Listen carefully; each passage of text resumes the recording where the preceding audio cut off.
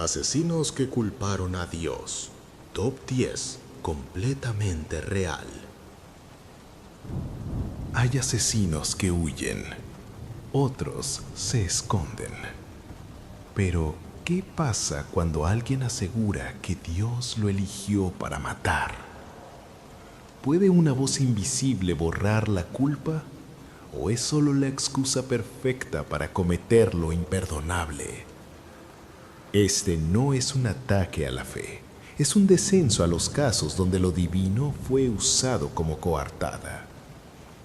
Porque cuando alguien dice, Dios me habló, ¿quién se atreve a contradecirlo? Este es el top 10 asesinos que culparon a Dios. Número 10. David Berkowitz. Nueva York, 1976. Parejas atacadas dentro de autos. Una ciudad paralizada por el miedo. Berkowitz dijo que Dios le enviaba mensajes a través de un perro poseído. Revelación divina o una mente buscando absolución.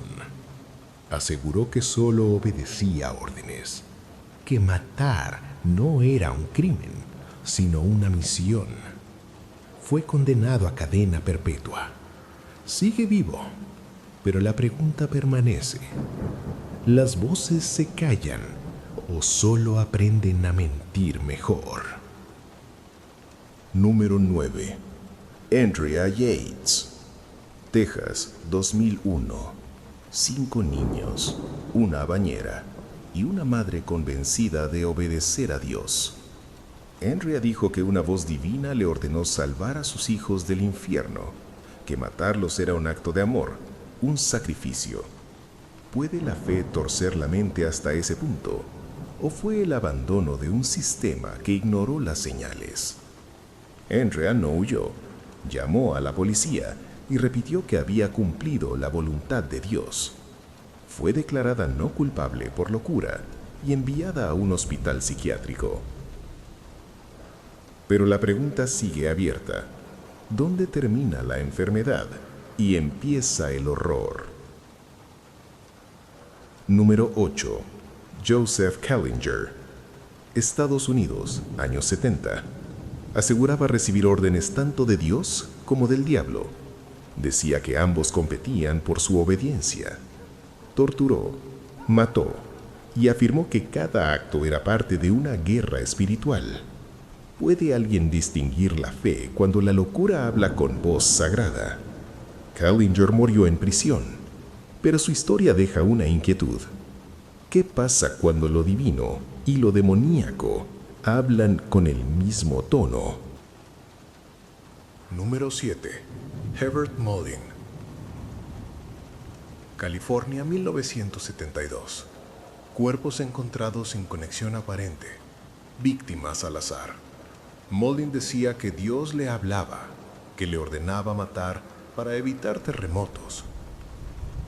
Según él, cada asesinato era un sacrificio necesario, una vida a cambio de miles. ¿Puede alguien creer que matar salva al mundo? ¿O es la fe usada como escudo para el caos? Fue condenado a cadena perpetua. Murió en prisión. ¿Cuántos crímenes pueden justificarse cuando alguien cree que está salvando a otros? Número 6. John List. Nueva Jersey, 1971. Un padre de familia. Una casa en silencio. List asesinó a su esposa, a su madre y a sus 3 hijos. Luego desapareció. Años después dijo que Dios le había dado una señal, que su familia debía morir para evitarles la vergüenza y el pecado. ¿Puede el amor convertirse en sentencia? ¿Puede la religión justificar el exterminio del hogar? Fue capturado casi 20 años después y condenado a cadena perpetua. Al final nos surge una inquietud. ¿Cuántos monstruos se esconden detrás de una apariencia piadosa? Número 5. Charles Manson. Estados Unidos, finales de los años 60. No empuñó el cuchillo, pero convenció a otros de hacerlo. Manson se presentaba como un elegido. Decía ser un enviado de Dios y también del diablo. Manipuló, adoctrinó, quebró voluntades. Sus seguidores mataron, creyendo cumplir una profecía. ¿Puede la fe convertirse en control absoluto? ¿O el verdadero crimen fue hacer creer que matar era un acto sagrado? Manson murió en prisión, pero su legado deja una advertencia. No todos los asesinos manchan sus manos. Algunos ensucian la mente. Número 4. Jeffrey Dahmer. Estados Unidos, 1987 a 91. 17 jóvenes asesinados. Dahmer dijo que Dios lo había perdonado, que había encontrado paz espiritual después de matar. ¿Puede alguien arrepentirse sin enfrentar el peso real de sus actos? Bautizado en prisión, aseguró que su fe lo había liberado. Murió asesinado por otro recluso. ¿Y el perdón divino absuelve o solo tranquiliza al culpable? Nos acercamos poco a poco al núcleo más oscuro de este video. Los 3 nombres finales llevarán esta historia al punto donde la fe, el poder y la muerte se confunden por completo. Número 3. Aileen Wuornos.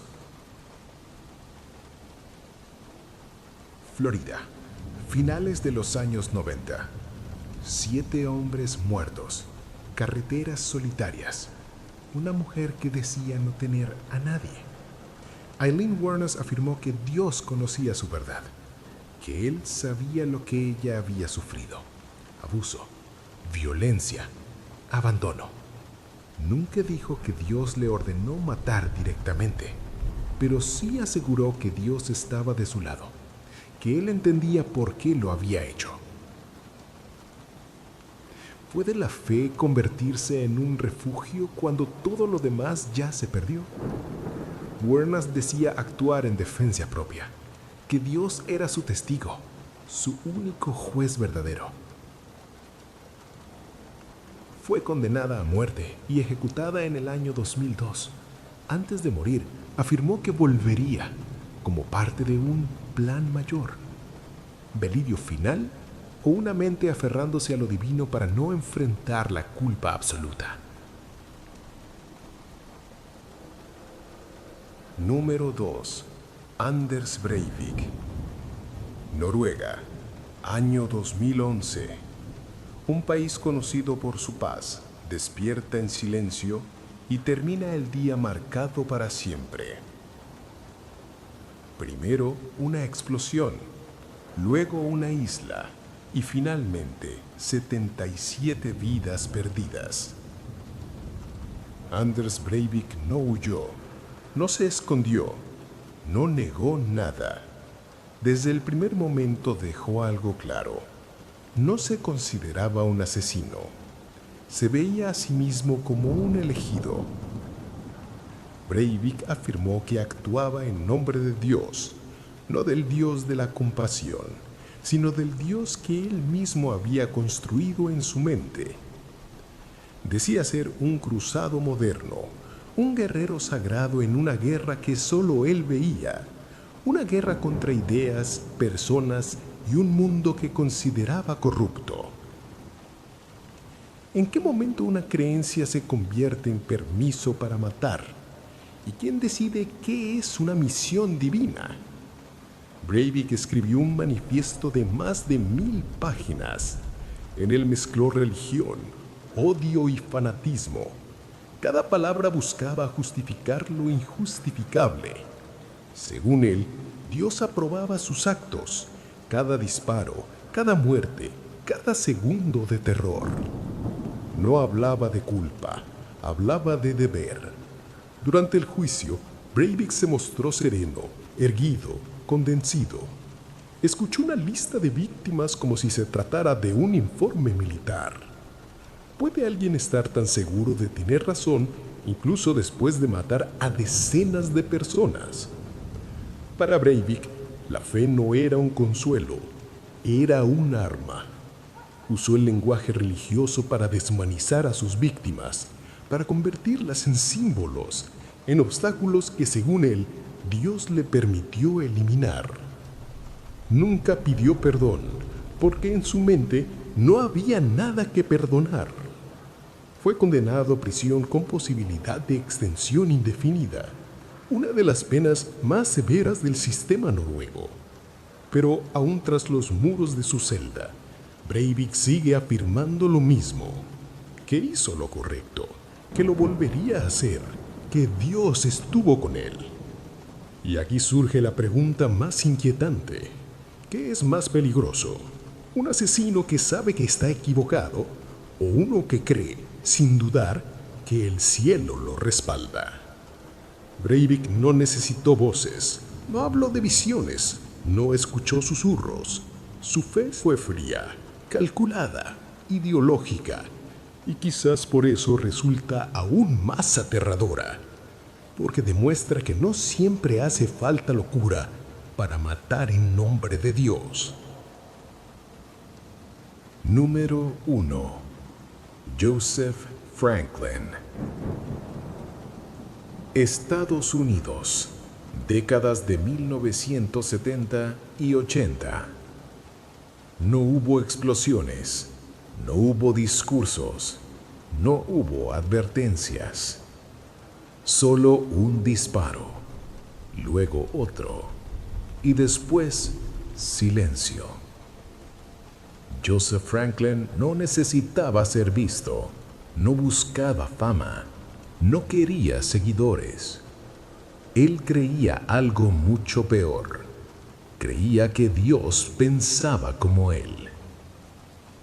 Franklin era un francotirador solitario.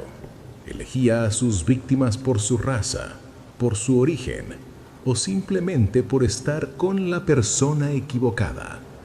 Para él, eso era suficiente.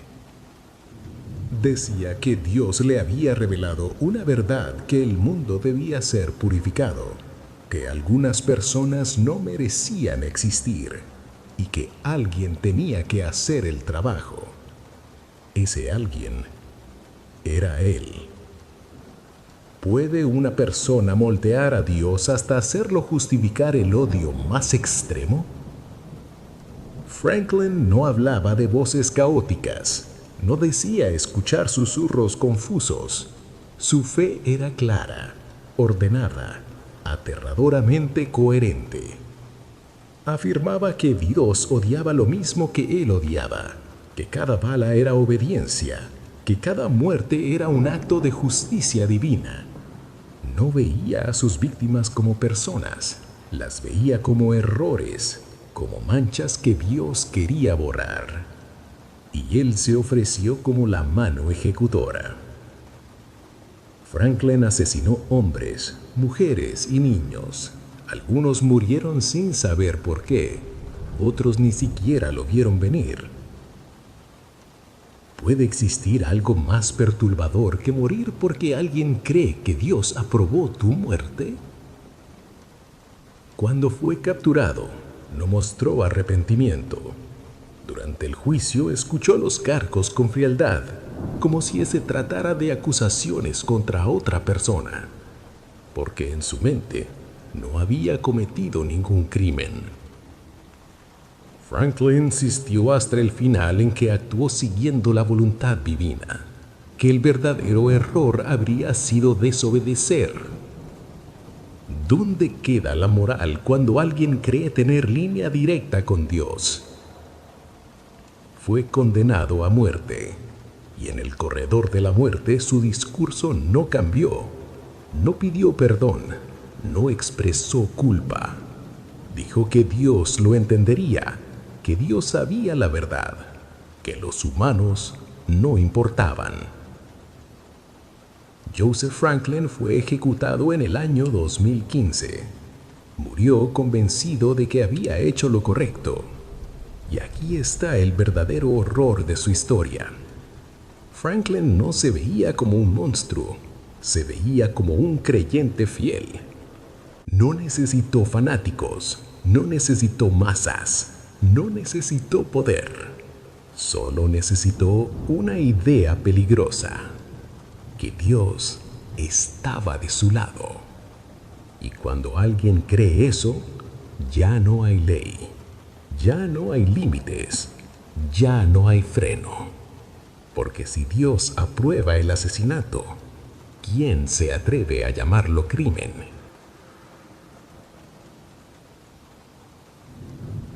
Breivik y Franklin no se parecían. Uno necesitó un manifiesto, cámaras y atención. El otro actuó en silencio, sin testigos, sin aplausos. Pero ambos compartieron algo mucho más peligroso que cualquier arma: la certeza absoluta. Breivik creía cumplir una misión sagrada. Franklin creía ser la mano de Dios. Uno hablaba de guerra, el otro de limpieza. Y aquí está la verdad incómoda.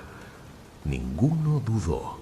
No hubo vacilación, no hubo culpa, no hubo miedo al castigo divino, porque en sus mentes Dios ya había decidido.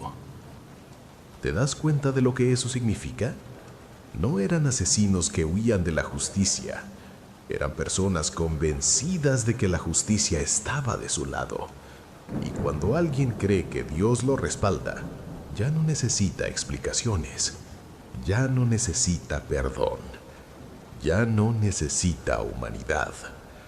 Ese es el verdadero terror, no la locura evidente, no los gritos, no las voces, sino la calma, la lógica torcida, la fe convertida en permiso para matar. Porque si Dios aprueba la violencia, ¿quién se atreve a detenerla? Y ahora deja que esta pregunta se quede contigo. ¿Cuántos crímenes a lo largo de la historia no se cometieron por odio, sino por convicción? Si este contenido te hizo pensar, si te incomodó, si te obligó a mirar más allá del crimen, únete al canal, suscríbete, deja tu like.